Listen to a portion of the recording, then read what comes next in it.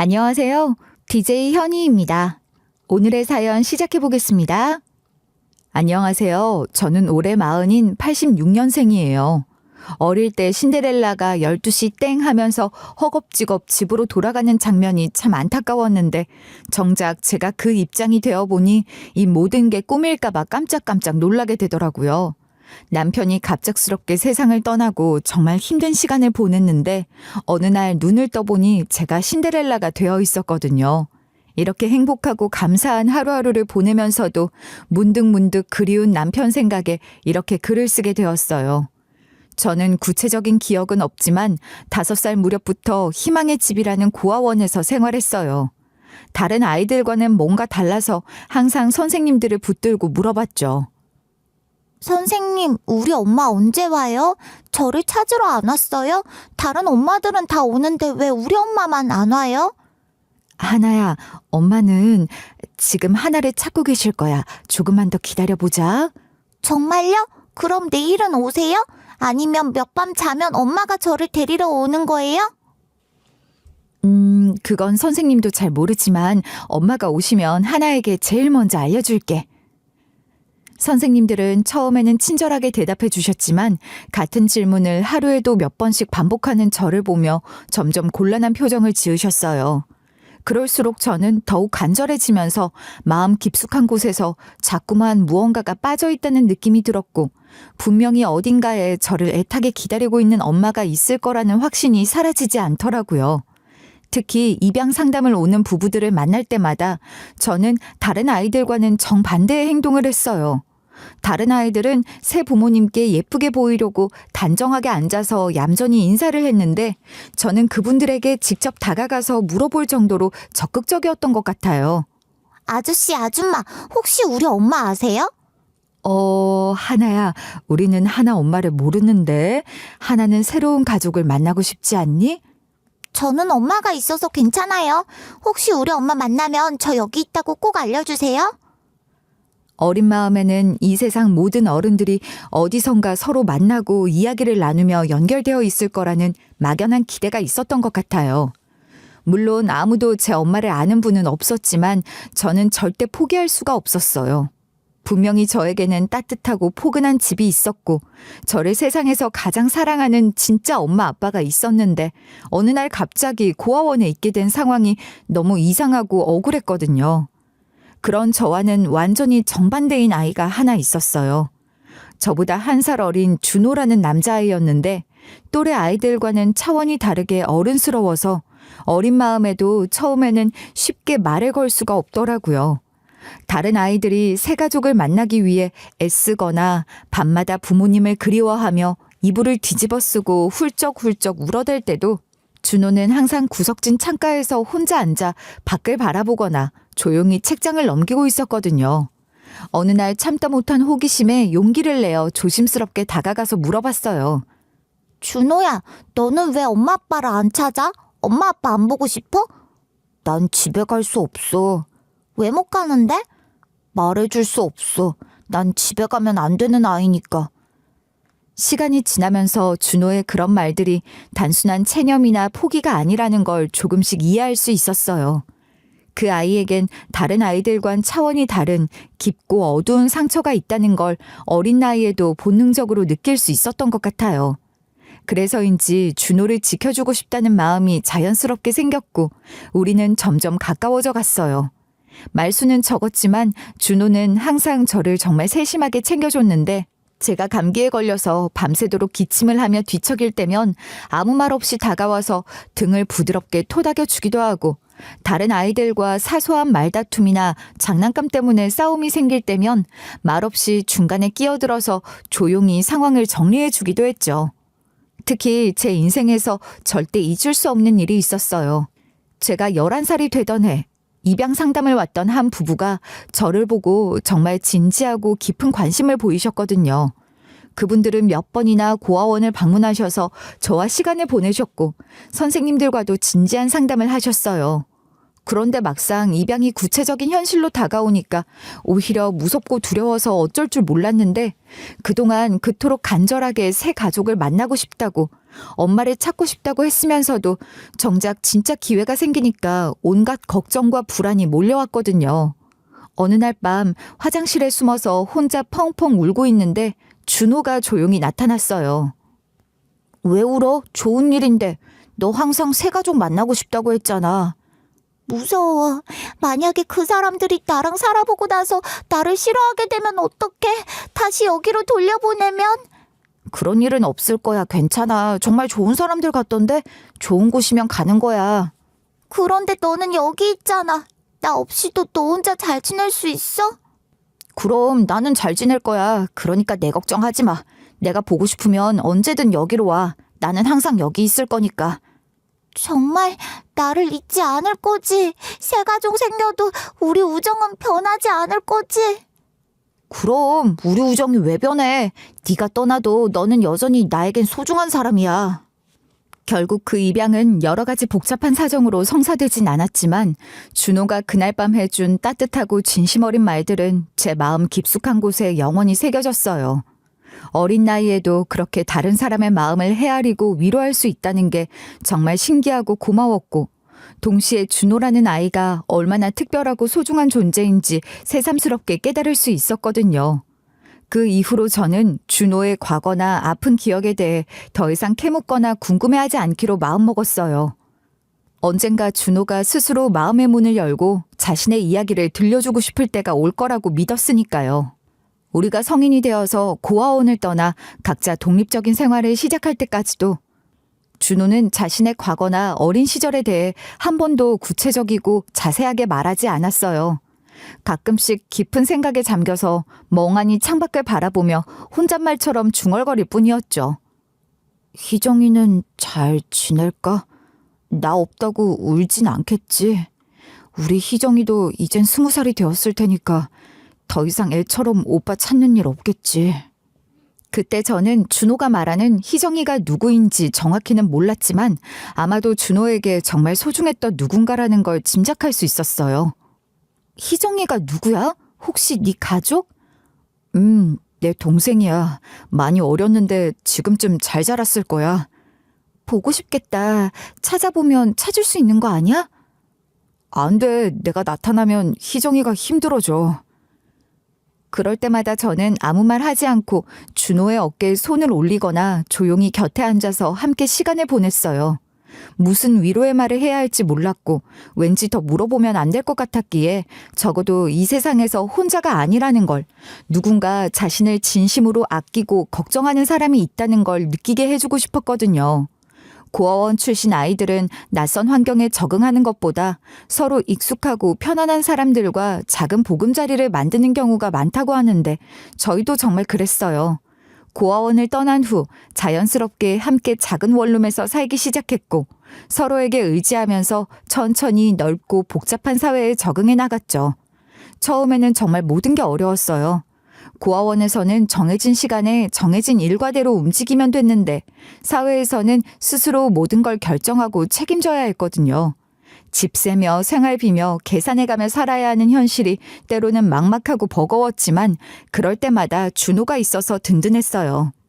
그 길고도 조심스러운 과정에서 제가 어린 시절부터 그토록 간절하고 애타게 찾으려 했던 친엄마에 대한 희망과 기대도 점점 현실적인 받아들임과 체념으로 바뀌어 갔어요.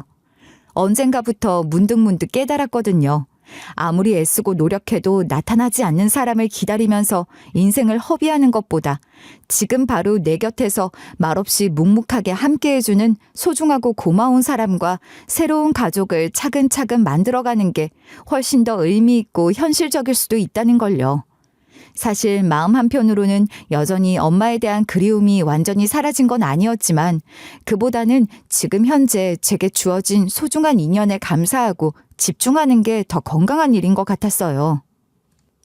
이제 우리 친구 아니고 부부인 거야? 실감이 안 나. 어릴 때부터 항상 같이 있어서 그런가? 형식적인 것만 바뀌었을 뿐 서로에게 가장 필요한 존재라는 건 달라지지 않으니까. 그래도 좋다. 그렇게 원하는 가족이 생긴 거잖아. 나도 좋아. 앞으로 고생 안 시킨다는 말은 못하지만 무슨 일이 있어도 행복하게 해줄게. 힘들어도 웃을 수 있도록 내가 잘할게. 그러니까 앞으로 잘 부탁해. 저도 잘 부탁드립니다. 힘들어도 바가지 안 긁고 든든하게 곁에 있어줄게. 우리 정말 잘 살자. 몇 년의 시간이 흐른 후 우리는 그 어떤 거창한 의식이나 절차 없이 자연스럽게 결혼했어요. 웨딩드레스를 입거나 혼인서약서를 읽은 건 아니지만 계절이 바뀌어 찬바람이 불어 단풍나무가 물들어가듯 정말 자연스럽게 그렇게 된 것 같아요. 오랜 시간을 곁에서 지키며 서로가 아니면 다른 사람을 생각할 수 없게 되었으니 어린 나이였지만 정말 당연했을지도 모르고요. 결혼 후 달라진 건 하나도 없었어요. 남편의 옛 이야기도 여전히 철저하게 입을 다물고 있었지만 굳이 아픈 상처를 꺼내려 들지 않았고 우리가 함께 만들어가는 평범한 일상의 행복으로도 충분히 괜찮다고 생각했죠. 성실하게 일하면서도 항상 제 생각을 해주었는데 특히 아이가 태어난 후에는 그야말로 세상에서 가장 다정하고 따뜻한 아빠로 제가 꿈꾸던 가정을 만들어주었던 사람이었어요. 아이에게 좋은 아빠라고 말하니까 빨리 아이를 가졌다고 생각하실 것 같은데 사실 형편이 마음처럼 따라주지 않았어요. 고아원 출신인 저희에겐 든든한 배경이나 경제적 지원을 받을 곳이 전혀 없었기 때문에 모든 걸 스스로 해결해야 했거든요. 그래서 서로 의논 끝에 조금 더 안정적인 기반을 마련한 후에 아이를 낳자고 결정했는데 결국 제가 35살이 되어서야 첫 아이를 낳게 되었어요. 자기야, 이제 우리도 아이가 있어. 그렇게 갖고 싶었는데 이제 우리도 엄마 아빠야. 늦어서 미안해. 우리 아이는 우리처럼 힘들지 않았으면 했는데 우리 나이만 먹었네. 그게 무슨 소리야.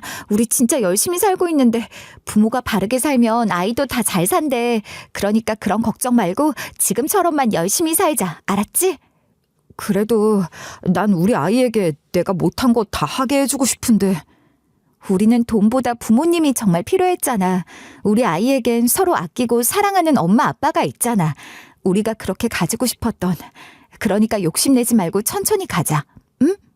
제 바람과 다르게 남편은 책임감을 많이 느꼈는지 아이가 태어나자마자 완전히 다른 사람이 되었어요. 퇴근하고 집에 들어오면 제일 먼저 아이부터 안아주었는데 그 모습을 보면서 남편이 정말 좋은 아빠가 될 거라는 확신이 들었어요. 특히 기억에 남는 건 아이가 처음 웃었을 때였어요. 남편이 아이를 안고 있는데 갑자기 빙긋 웃었는데 그때 남편이 세상을 다 가진 듯한 표정으로 눈에서 꿀이 뚝뚝 떨어지며 아이를 바라보던 표정은 정말 방금 전 일처럼 생생해요. 하지만 행복한 시간은 너무나 짧았어요. 아이가 태어나고 겨우 몇 달이 지났을 때 남편이 갑작스럽게 세상을 떠나게 되었거든요.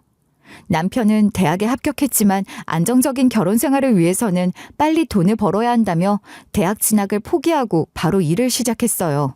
하지만 고등학교만 졸업한 상태에서 할 수 있는 일들은 정말 제한적이었고 그래도 성실하고 부지런한 성격의 남편은 투잡, 쓰리잡을 마다하지 않으며 열심히 일하며 낮에는 공장에서 일하고 밤에는 배달 일을 했는데 갓난아이 때문에 제대로 잠을 못 자는 상황에서도 우리 가족을 위해서라며 묵묵히 견뎌내는 든든하기도 했지만 많이 안쓰럽더라고요. 그런데 그 피로가 결국 비극으로 이어졌어요. 새벽 배달을 하던 중에 졸음을 참지 못해 오토바이가 휘청거리면서 중심을 잃고 미끄러졌고 마침 뒤에서 오던 차량과 그대로 충돌하고 말았거든요. 그 모든 과정이 다른 차량의 블랙박스에 고스란히 찍혀서 나중에 확인할 수 있었는데 정말 한순간의 일이었어요.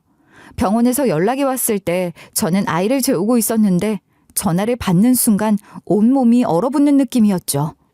김준호 씨 보호자세요? 응급실로 급히 오시기 바랍니다. 네? 무슨 일이에요? 남편한테 무슨 일이 생긴 건가요? 교통사고를 당하셨어요. 지금 응급수술 중입니다. 교통사고요? 많이 다쳤어요? 어디를 어떻게 해요? 생명에는 지장이 없는 거죠? 일단 오셔서 의사 선생님에게 상담 받으시기 바랍니다. 아이를 옆집 아주머니께 급히 맡기고 병원으로 달려갔지만 이미 늦은 후였는데 의사는 현장에서 즉사했다는 말을 담담하게 전했지만 저는 그 말이 무슨 뜻인지 한참 동안 이해할 수 없었어요.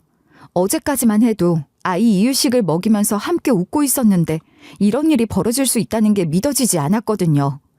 장례를 치르면서 새삼스럽게 깨달은 건 그동안 제가 남편에 대해 아는 게 거의 없었다는 사실이었어요. 고아원에서 함께 자란 몇몇 친구들 외에는 연락해서 부를 사람도 없었고 준호의 과거나 가족에 대한 구체적인 단서도 전혀 찾을 수 없었거든요. 그렇게 오랜 시간을 함께 살았는데도 정작 그 사람의 뿌리에 대해서는 전혀 모르고 있었다는 게 한편으로는 미안하기도 하고 서글프기도 했어요. 남편의 유품을 하나하나 정리하던 중에 특별한 목걸이 하나를 발견했는데 은으로 만든 작은 펜던트가 달린 목걸이로 펜던트에는 너무 작아서 잘 보이지 않지만 뭔가 의미 있어 보이는 글자가 새겨져 있더라고요. 남편이 항상 옷 안쪽에 숨겨서 차고 다니던 거였는데 저는 그게 무엇인지 궁금했지만 한 번도 직접 물어본 적은 없었거든요. 아이에게 아빠의 흔적이라도 남겨주고 싶어서 그 소중한 목걸이를 조심스럽게 우리 딸 목에 채워줬어요. 남편 없이 갓난아이를 혼자 키우는 일은 상상했던 것보다 훨씬 더 힘들고 버겁더라고요. 다행히 아이가 비교적 순하고 까다롭지 않은 편이어서 육아 자체에는 큰 어려움이 없었지만 경제적인 현실이 정말 막막했어요. 남편이 그동안 조금씩 모아둔 돈이 있었지만 갑작스러운 장례비로 거의 대부분이 나가버렸고 앞으로 아이를 키우며 살아갈 생각을 하니 막막하기만 했죠. 일을 해야 했는데 아이가 너무 어려서 어린이집에 보내기도 애매한 상황이었거든요. 그래도 어쩔 수 없이 생후 6개월쯤 되었을 때부터 어린이집에 맡기고 일을 찾기 시작했는데 여러 가지 일을 알아보던 중 마침 간병인 구인 광고를 보게 되었어요. 고등학교 졸업인데도 등록할 수 있나요? 그럼요. 간병인 같은 직업은 학력보다 환자를 대하는 진심, 마음이 더 중요하거든요. 우선 자격증 취득해보시고 실습 나가보시면 적성에 맞는지 아닌지 알 수 있을 거예요. 안정적인 일자리, 전문직에 대한 열망이 강했던 저는 결국 짧은 시간에 간병인 자격증을 취득하기 위해 매진했고 노력한 덕분에 한 번에 자격증을 취득할 수 있었어요. 그렇게 몇 군데를 거치면서 간병 일에 점점 익숙해져 갔어요. 환자분들마다 성향이 완전히 다르고 필요한 돌봄의 방식도 천차만별이었는데 저는 비교적 빨리 각 분의 특성을 파악해서 맞춤형으로 돌봄을 제공하는 편이었거든요. 예를 들어서 조용한 분위기를 선호하시는 분께는 불필요한 말을 많이 하지 않고 꼭 필요할 때만 조심스럽게 도움을 드렸고 반대로 혼자 계시는 시간이 많아서 외로워하시는 분께는 많은 대화를 나누면서 단순한 간병인이 아닌 따뜻한 동반자 역할도 함께 했어요.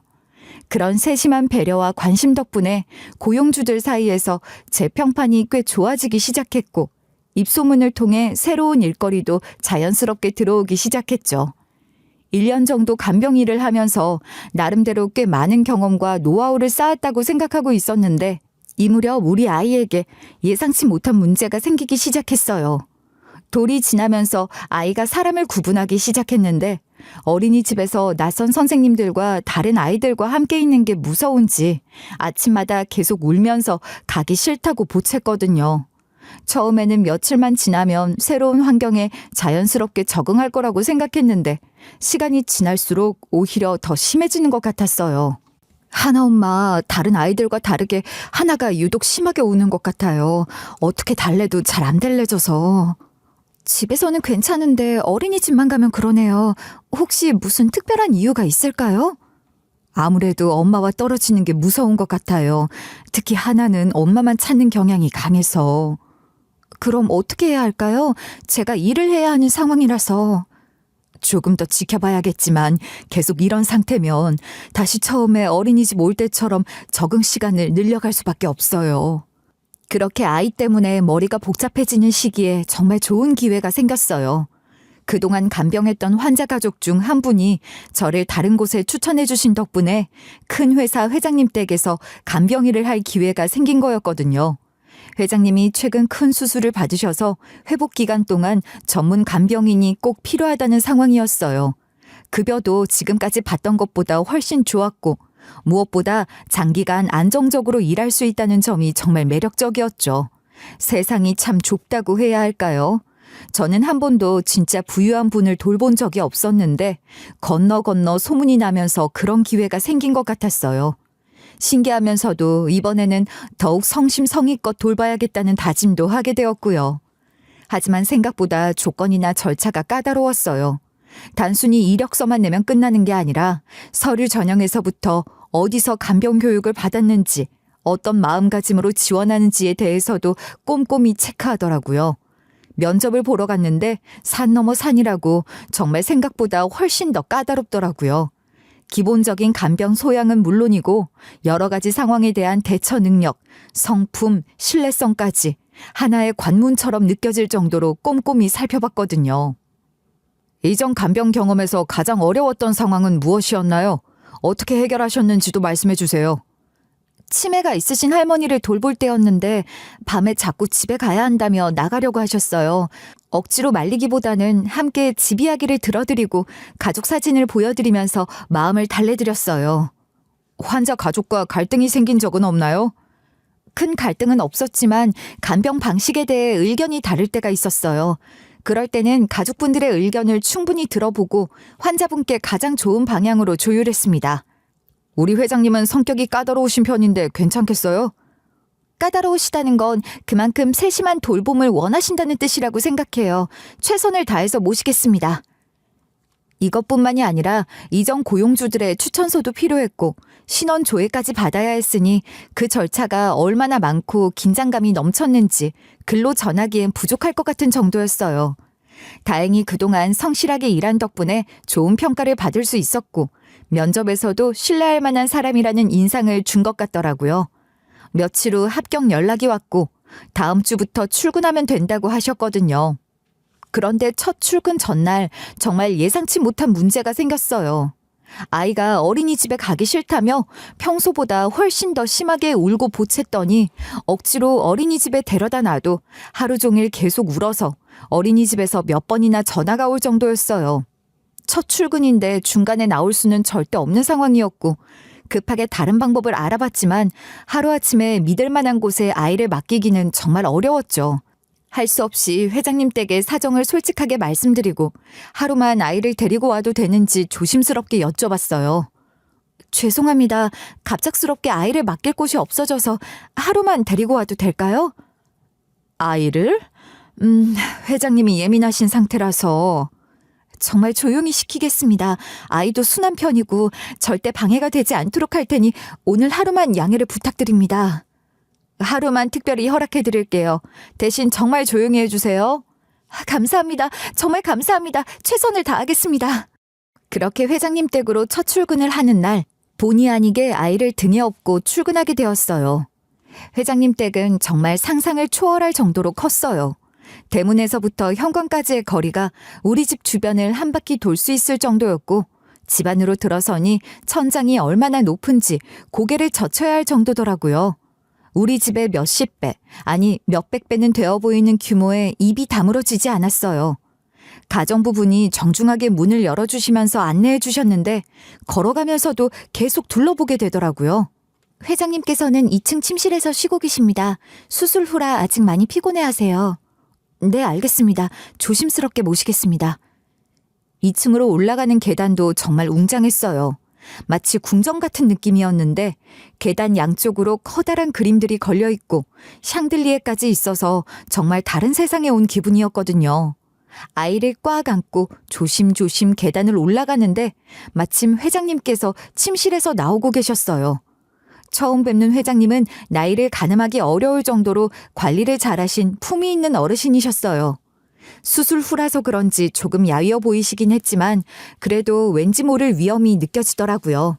제가 인사를 드리려고 고개를 숙이는데 회장님의 시선이 제 품에 안긴 아이에게 머물렀어요. 처음에는 갑자기 아기가 나타나서 놀라신 건가 싶었는데 시선이 특별히 아이 목 부분에 고정되어 있는 게 이상하다 싶을 무렵 회장님의 표정이 점점 굳어지기 시작하시더니 마치 뭔가 익숙한 것을 보신 듯한 표정으로 아이를 쳐다보고 계셨거든요. 그러시더니 조심스럽게 입을 여셨어요. 실례지만 아이가 차고 있는 그 목걸이가 어디서 난 건지 여쭤봐도 될까요? 저는 별거 아니라고 생각하면서 자연스럽게 대답했어요. 아, 이거요? 죽은 남편이 차던 건데요. 아이 아빠 유품이에요. 그 말을 들으신 회장님의 얼굴이 조금 더 심각해지셨어요. 뭔가 중요한 걸 놓치고 있다는 느낌이 들었지만 제가 뭘 잘못 말한 건지 알 수가 없었거든요. 죽은 남편이라니 언제 돌아가셨습니까? 아이가 갓난아기였을 때요. 교통사고로. 그러자 회장님이 더 구체적으로 물어보기 시작하셨어요. 남편분 성함을 알 수 있을까요? 이준호입니다. 회장님이 잠깐 멈추시더니 다시 물어보셨어요. 몇 년생이신지. 86년생이에요. 그 대답을 들으신 회장님의 표정이 완전히 달라졌어요. 마치 벼락을 맞으신 것처럼 얼굴이 하얗게 변하시더라고요. 혹시 그 목걸이를 좀 더 자세히 볼 수 있을까요? 뭔가 심상치 않다는 걸 직감했지만 거절할 이유는 없었어요.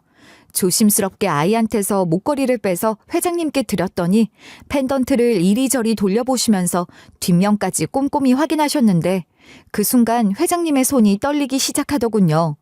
왜 그러시는지 저는 알 수 없으니 혹시 회장님 건강상 문제가 갑자기 나빠진 건 아닐지 걱정되면서 긴장되었어요.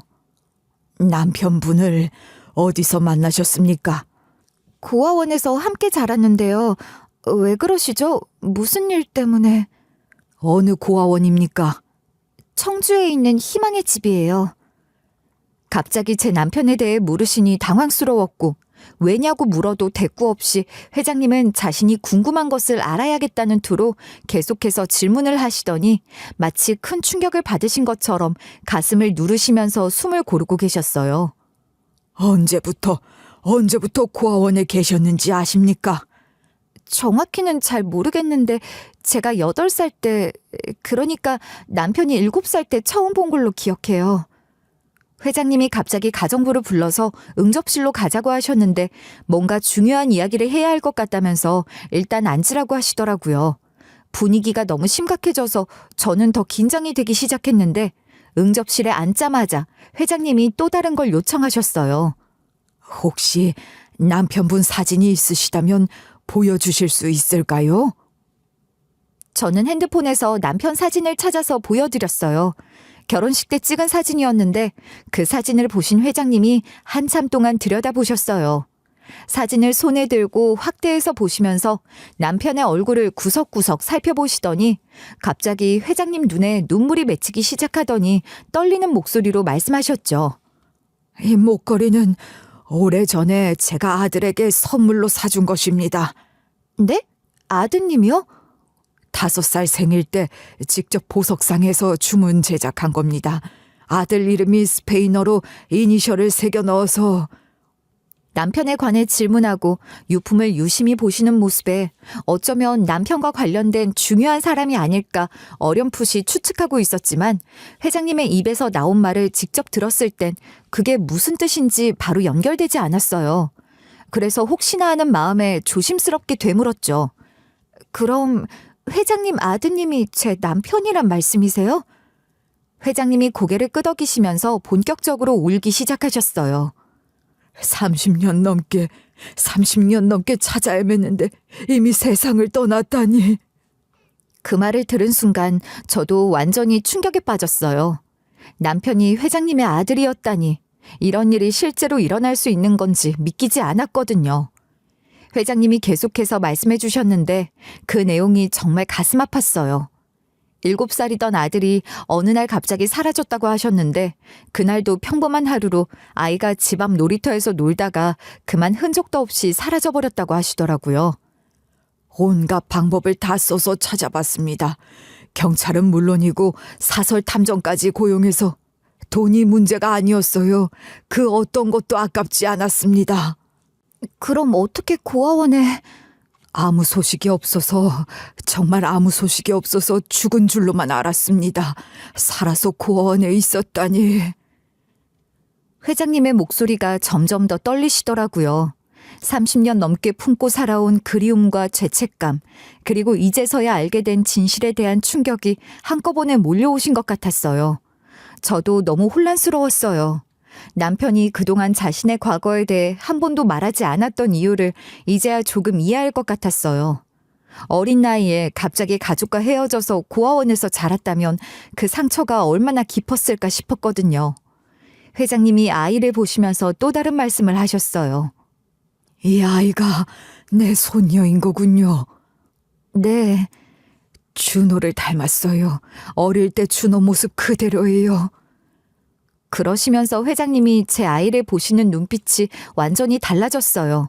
처음 보는 낯선 아이가 아니라 정말로 자신의 혈육을 보시는 것처럼 따뜻하고 애틋한 시선이었거든요. 아이 이름이 뭡니까? 하나예요. 이하나. 하나. 예쁜 이름이네요. 하나야, 할아버지야. 회장님이 조심스럽게 손을 뻗어서 아이를 만지려고 하시는데 그 손이 계속 떨리고 계셨어요. 아이도 신기하게도 전혀 울지 않고 회장님을 빤히 쳐다보고 있었어요. 그러시더니 회장님이 갑자기 제 아이를 부둥켜 안으시면서 엉엉 우시기 시작했어요. 그 모습을 보니 저도 눈물이 났어요. 30년 넘게 아들을 그리워하시다가 이제야 손자라도 만나게 되신 회장님의 마음이 어떨지 감히 상상도 할 수 없었지만 슬픔을 공감하기엔 충분했죠. 준호야, 미안하다. 아빠가 미안해. 못 찾아서 미안해.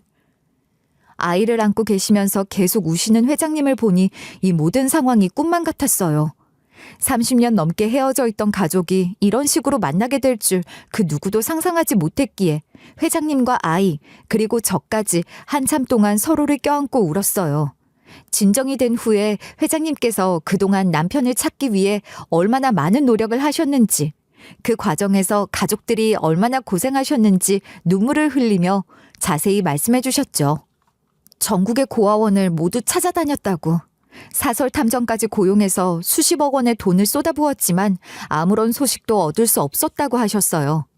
특히 남편의 친할머니께서 손자가 사라진 충격으로 정신적 고통을 받으시다가 결국 돌아가시게 되었다는 말씀을 들었을 때는 정말 가슴이 찢어지는 것 같았는데 그때 문득 남편이 저에게 했던 말이 떠올랐어요. 아이가 태어난 직후 남편이 처음으로 자신의 과거를 조금 털어놓았던 일이 있었는데 그때까지만 해도 구체적인 내용은 말하지 않았지만 우리 아이만큼은 절대 그런 일을 겪게 하면 안 된다며 눈물을 흘리면서 단편적으로 이야기해줬던 기억이 났거든요. 새엄마가 아빠 앞에서는 정말 좋은 엄마 같았는데 아빠가 없을 때는 완전히 다른 사람이 되었다고 하면서 어린 마음에 상처가 컸는지 성인이 된 이후 말하는데도 표정이 슬퍼 보였어요. 특히 남편이 말을 안 들으면 여동생을 어디론가 보내버리겠다고 협박했다는 말도 했었다고 말하면서 새엄마의 행동을 이해할 수 없었지만 저항도 못한 채 받아들일 수밖에 없었던 이유를 말해주더라고요. 그때 남편의 얼굴에 어린 시절의 무력감과 두려움이 그대로 드러나는 걸 보면서 얼마나 깊은 상처를 안고 살았는지 가슴이 아팠던 기억이 생생했어요. 회장님, 남편이 저한테 했던 이야기가 있어요. 새엄마가 자신을 일부러 먼 곳에 버렸다고 했어요. 뭐라고요? 혼자 나가서 길을 잃어버린 게 아니라 일부러요? 네, 어느 날 갑자기 단둘이 데이트 가자고 하더니 처음 가보는 먼 곳에 혼자 두고 가버렸다고 했어요. 그러면서 집에 찾아오면 여동생을 똑같이 할 거라고 웃으며 말했다고 해요. 그럴 리가. 내 앞에서는 그렇게 잘해줬는데. 가장 충격적이었던 건 새엄마가 자신의 친딸을 임신하면서 집에 다른 남자아이가 있는 게 싫다며 남편을 내쫓으려고 했다는 것이었어요. 7살밖에 안 된 아이에게 그런 잔혹한 말을 하다니 소름이 쫙 끼칠 정도였어요. 결국 남편은 그때 7살 나이라 부모님을 찾고자 마음먹었다면 기억을 더듬어 찾을 수도 있었을지 모르지만 새엄마 말이 머릿속에 맴돌면서 집 찾는 걸 한 번도 시도한 적 없었다고 담담하게 말하는데 가슴이 아려왔어요.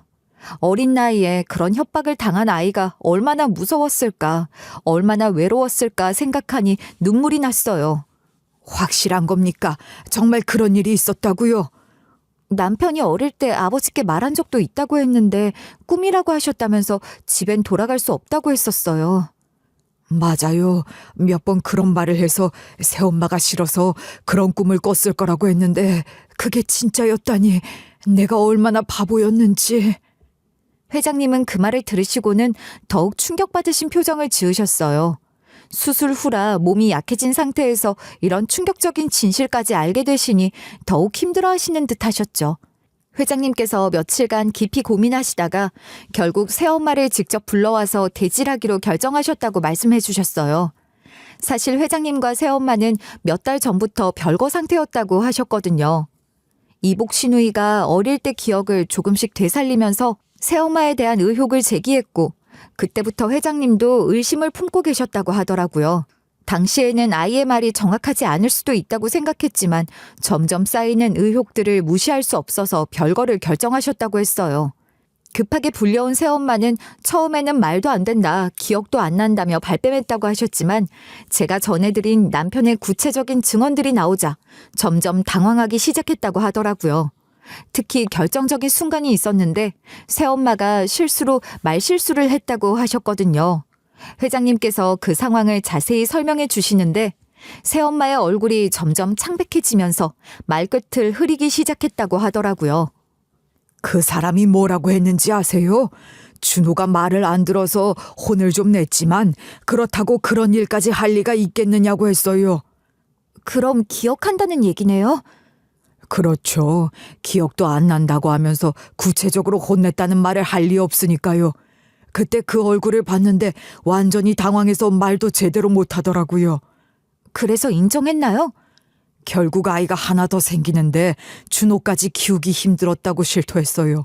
심지어 고아원에 맡긴 것뿐인데 뭐가 문제냐고까지 했으니 내가 그런 사람을 믿고 우리 아이들을 맡겼다는 게 너무 가슴 아프네요.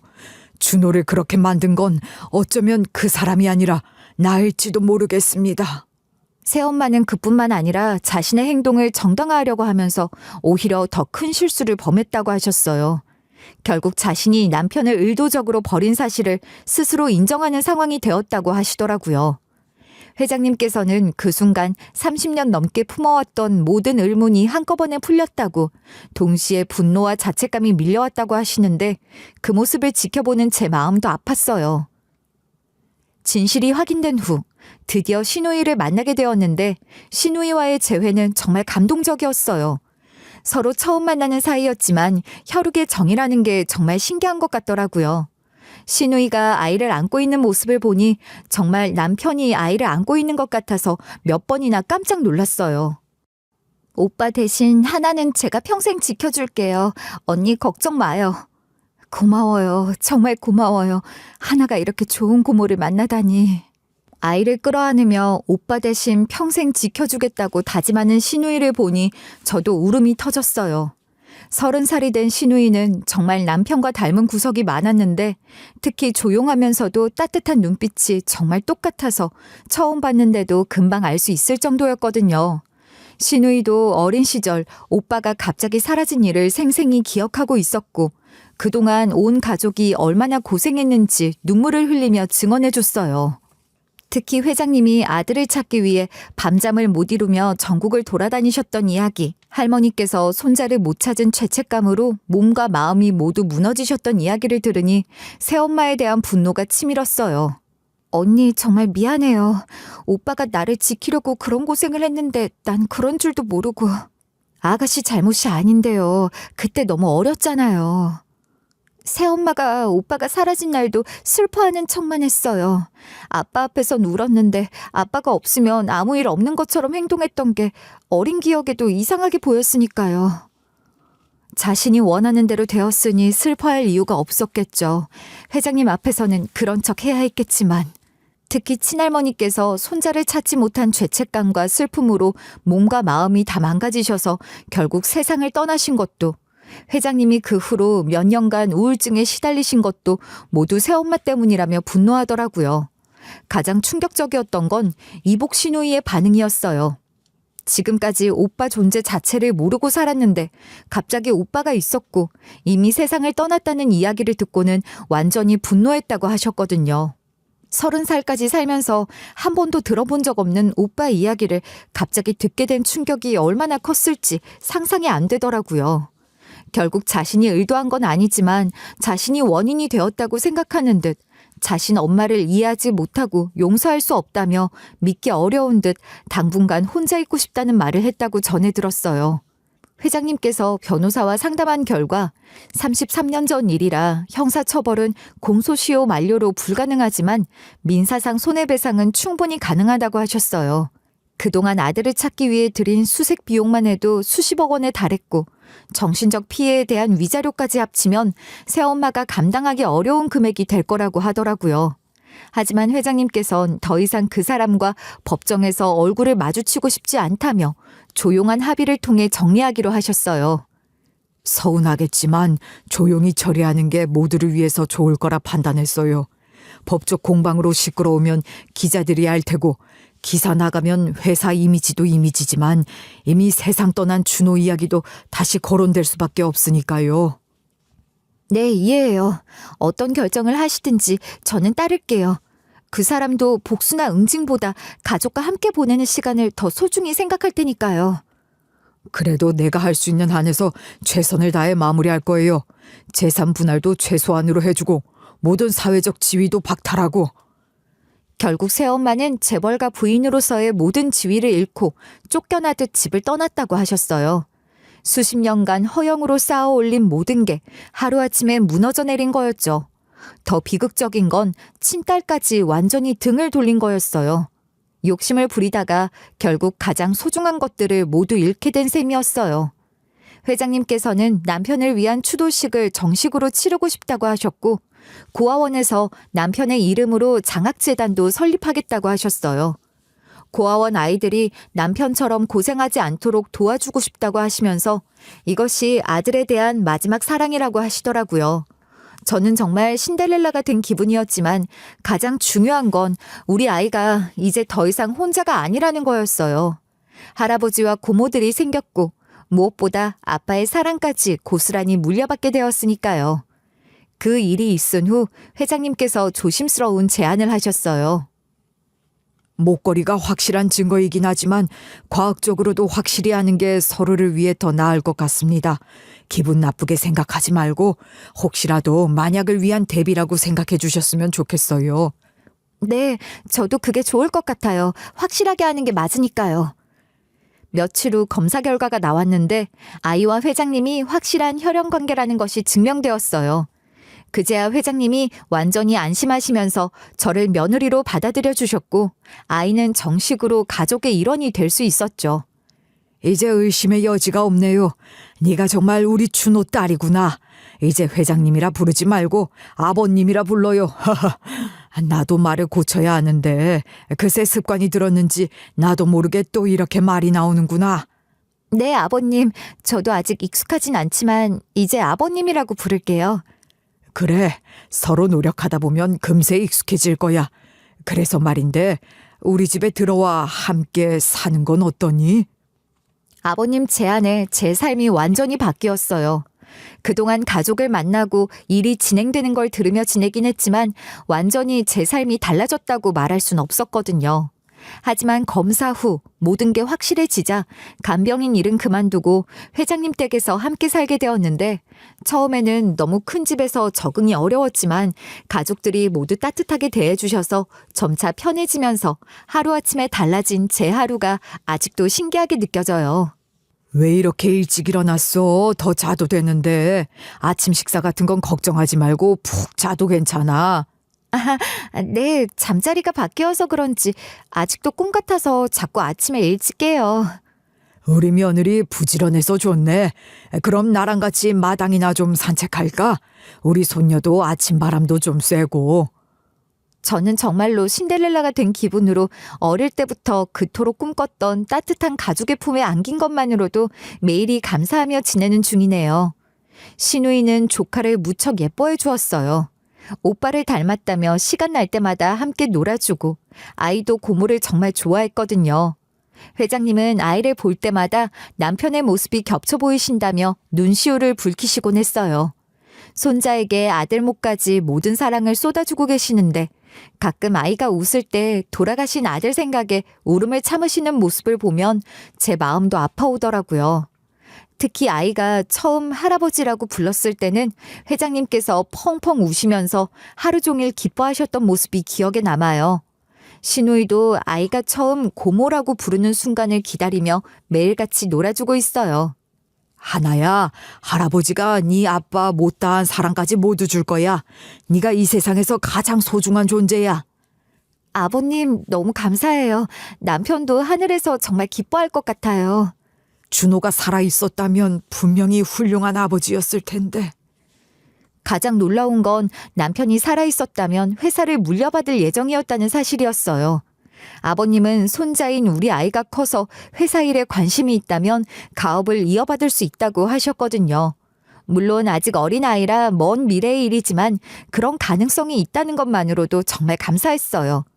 또한 아버님께서는 저에게도 회사에서 일할 기회를 주시겠다고 하셨는데 당분간은 아이와 함께 있고 싶다고 말씀드렸더니 언제든 환영한다고 하시더라고요.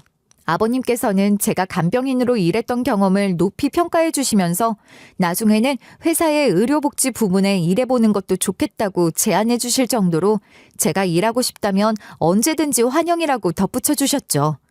이복 시누이는 처음엔 엄청난 충격을 받았지만 점차 저희를 받아들이기 시작했어요. 자신 때문에 오빠가 희생됐다는 죄책감을 안고 있었지만 조카를 통해서라도 오빠와의 인연을 이어가고 싶어 했거든요. 아버님도 이복 시누이가 잘못 없다는 걸 알고 계셨지만 그래도 마음이 복잡하셨던 것 같아요. 처음엔 거리를 두시더니 요즘 들어서야 점차 받아들이려고 노력하고 계시니까요. 이복 시누이도 자신의 엄마가 저지른 일에 대해 깊이 반성하며 저희에게 진심으로 사과했고 앞으로는 진짜 가족으로 지내고 싶다고 했어요.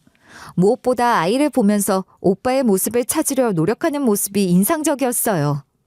하나가 웃을 때마다 오빠가 이런 모습일까 생각하게 돼요.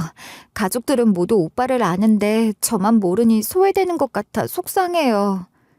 하나가 웃을 때 그 사람 모습이기도 하지만 아가씨가 웃을 때도 비슷해요. 피는 못 속인다고 다들 웃는 모습이 닮았거든요. 진짜요? 그렇게 서툴지만 하나의 가족이 되어가고 있는 요즘이네요. 한편 새엄마는 현재 홀로 작은 원룸에서 살고 있다고 들었어요. 딸도 등을 돌리고 남편도 없는 완전히 혼자인 상태로 쓸쓸한 말년을 보내고 있다고 하더라고요. 아버님께서 가끔 근황을 전해주시는데 건강도 많이 안 좋아지셨다고 해요. 솔직히 자업자득이라고 생각했어요. 남편이 어린 나이에 그 고생을 하고 가족도 못 보고 어린 마음에 상처받았던 것을 생각하면 아직도 부족하다는 생각이 들었거든요. 가끔 아버님께서 그래도 한때는 식구였으니 최소한의 생활비는 지원해 주자고 하시지만 시누이와 이복 시누이 모두 강력히 반대하고 있어요. 아버님께서는 약속하신 대로 남편을 위한 정식 추도식을 치러주셨어요. 고아원 원장님과 남편의 친구들, 직장 동료들까지 모두 초대해서 성대하게 치렀는데 그때 처음으로 남편이 얼마나 많은 사람들에게 사랑받는 사람이었는지 알 수 있었어요. 고아원 원장님께서 남편에 대한 이야기를 해주시는데 어릴 때부터 다른 아이들을 잘 챙겨주고 항상 밝게 웃었던 아이였다고 하시더라고요. 고아원에는 이준호 장학재단이라는 이름으로 매년 어려운 아이들을 도와주는 제도도 만들어졌고요. 남편이 가장 바랐던 일이 이루어졌네요. 고아원 아이들이 남편처럼 고생하지 않도록 도와주는 거요. 오빠가 하늘에서 보면 정말 기뻐할 것 같아요. 이제라도 아들을 위해 뭔가 할 수 있어서 다행이야. 준호야, 아빠가 미안하다. 저도 앞으로 재단 일에 참여하고 싶어요. 오빠를 위해서라도요. 지금 저는 정말 행복해요. 남편은 잃었지만 그의 가족을 만나게 되었고 아이도 할아버지와 고모들의 사랑을 받으며 자라고 있어요. 가끔 남편이 살아서 가족들과 재회하는 모습을 상상해보곤 해요. 분명히 행복했을 텐데 하는 아쉬움이 있지만 대신 아이를 통해서라도 가족의 연결고리가 이어진 것에 감사해요. 남편이 항상 말했던 대로 가족은 서로를 지켜주는 거라고. 남편이 하늘에서 저희를 지켜주고 있는 것 같아요. 이 모든 기적을 남편이 저에게 준 마지막 선물이라고 생각하고 아이에게도 크면 아빠의 사랑에 대해 매일같이 말해줄 생각이에요. 우리 아이가 아빠처럼 따뜻하고 사랑이 많은 사람으로 자라기를, 그리고 이 세상 모든 아이들이 가족의 사랑 속에서 행복하게 자라기를 바라며 제 이야기를 마무리할게요.